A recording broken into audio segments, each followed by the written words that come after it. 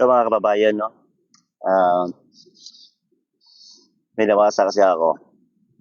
Yung mga nangyayari daw ngayon, sabi ng mga Duterte supporter, hindi daw mangyayari yung mga krimen ngayon kung si President Digong pa rin ang presidente. Malaking kabobohan. Naalala nyo, panahon ni Digong, ang daming riding and tandem na nabiktima. Ang AJK na ayaw bigyan ng katarungan ni Digong na ayaw niya paimbestigahan. Ang dami napatay ng mga inosente. Halos araw-araw.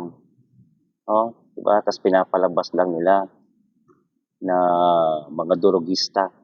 Salvage, panahon ni Duterte, halos kada buwan.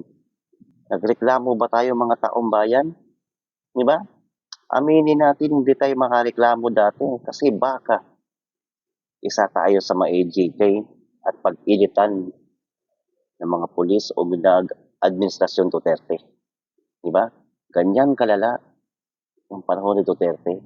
Akala natin kasi safe, di ba? Kasi wala nagrereklamo. May mga patayan dyan, sinasabi natin okay lang kasi mga durugista naman sila. No? Pero hindi natin alam, mga inosente yan. May katibayan ba sila sa mga pinatay nila ng mga drug addict talaga yan? Mga durugista talaga yan? Mga puser talaga yan? Ha? Wala silang patunay. Bigla na lang pinagpapatay. Hindi makareklamo yung mga taong bayan. Bahala na lang kung anong gawin daw ng gobyerno. Kasi ang iniisip natin, mga durugista yung mga yan. Pero totoo niyan, hindi lahat ng durugista. Pinagpapatay lang yan dahil napag-initan, siguro, kalaban sa ah, kalaban sa droga ni Duterte, yung mga drug lord niya, na si Michael Yang. Siguro yan yung mga yan, sila mga nagpapatayan. At ang masakit pa dyan, may nadadamay na sibilyan, mga inosente. Oh, talamak, halos araw-araw may balita ng patayan, may balita ng salvage. Pero nagreklamo ba tayo mga Pilipino? Hindi.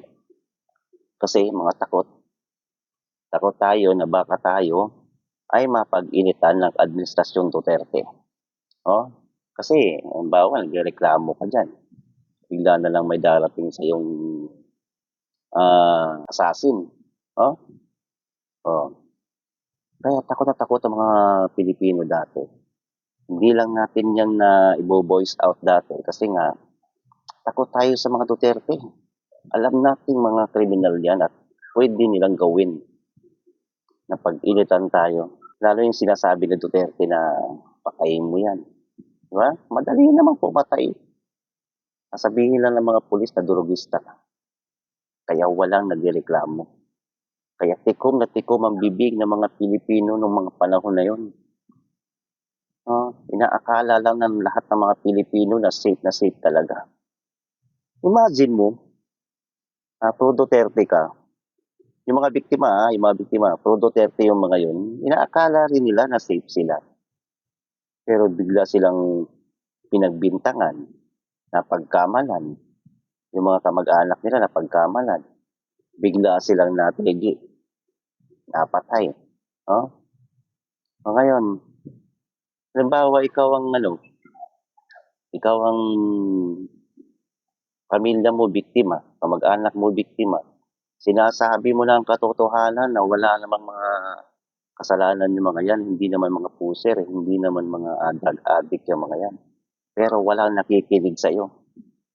Kahit na ang pulis, kalaban mo. Di ba? Kung ipipilit mo pa yung gusto mo, baka isa ka rin sa mategi. Di ba? Ayan ang panahon ni Duterte. Marahas at malala ang patayan. Di ba? Mabuti na nga lang at nagkaroon ng COVID kasi napatigil ang war on drugs. Di ba? Dapat na ipatigil kasi nga hindi naman lumalabas yung mga tao eh. Di ba? Pero kung hindi pa naitigil ang war on drugs na yan dahil sa COVID, baka hindi ka abutin ng 2022. Hindi tayo abuti ng 2022. Napagkamalan din tayo. Napagbintangan din tayo. Naging isa rin tayong biktima. Kaya malaki yung pasasalamat ko. Kasi dati talagang Duterte supporter ako eh. Malaki yung pasasalamat ko na hindi siya nagtuloy-tuloy ng 6 na taon. Bali 3 taon lang ang war on drugs. Ha? Kasi kung sakasakali pala naging 6 na taon, hindi lang 30,000 ang namatay. Ha? Baka umabot pa ng 100,000. Dahil nga, gusto ni Duterte patay ng patay. Si Bato nga eh, sabi niya, sunugin niyo. Yung sinasabi niya.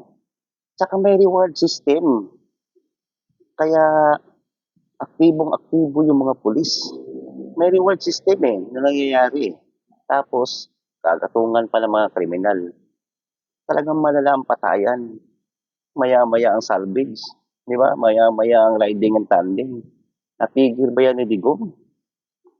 Natigil lang yan yung panahon ng COVID. Ha? At yung panahon ngayon ni PBBM. Yung nangyari na krimen, riding and tandem kay Mima Alicia, hindi naman talaga talamak yan. Tsaka yung nangyari sa mga rider, hindi inaasahan yan. Pero hindi talamak. Itong mga Duterte supporter, pinapalaki lang nila ang issue para siraan talaga ang administrasyong Marcos. No? Kasi kailangan na nila na maipababa talaga si Marcos. Kasi talagang yung mga Duterte senator, dinadahan-dahan na, hindi dahil sa pinag-iinitan sila. Dahil nga, nakita sa ebidensya na talagang may mga kasalanan sila. O, di ba? Itinuturo nila kay Martin Romualdez, kay PBBM na magnanakaw. Bakit hanggang ngayon wala pa rin matibay na ebidensya? Ha? Hinihintay kayo, hindi naman kayo tinatakbuhan ni Martin Romualdez, hindi kayo tinatakbuhan ng Pangulo. Ang nangyayari ngayon ng mga krimen, no? Kahit pa siguro, sunod-sunod yan, hindi yan inaasahan.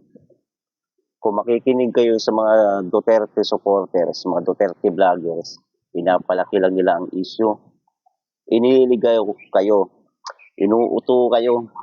Ang krimen ngayon, hindi kasing lala ng krimen nung Duterte administration na halos araw-araw may salvage, araw-araw may pinapatay at pinapalabas lang na laban, pinapalabas lang ng mga durugista.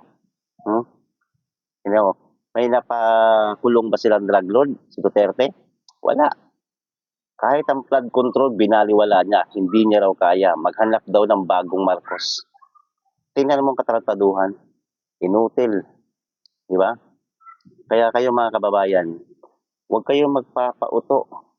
Huwag kayong magpapauto sa pinapalaking issue ngayon na hindi safe ang Pilipinas.